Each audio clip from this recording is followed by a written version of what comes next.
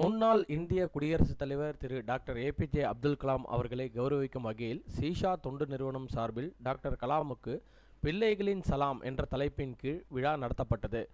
Bharat Ratna doctor APJ Abdul Kalam அவர்களின் பிறந்த நாளான அக்டோபர் 15 அன்று இளைஞர்களின் எழுச்சி நாளாகவும், அறிவியல் முன்னேற்றம் சார்ந்த அறிவியல் சாதனையாளர்களுக்கு தமிழக அரசு விருது என்று அறிவித்த தமிழக முதல்வர் அவர்களை பாராட்டி கௌரவித்தனர். இவ்விழாவில் மாநகராட்சி துணை மேயர் பெஞ்சமின் சிறப்பு விருந்தினராக கலந்து கொண்டார். பொருளாதாரத்தில் பின்தங்கிய 25 ஏழை பிள்ளைகளுக்கு மாதாந்திர கல்வி உதவித்தொகை மற்றும் 10 பெண்களுக்கு தையல் இயந்திரம் ஆகியவற்றை சென்னை மாநகராட்சி துணை மேயர் பெஞ்சமின் வழங்கினார்.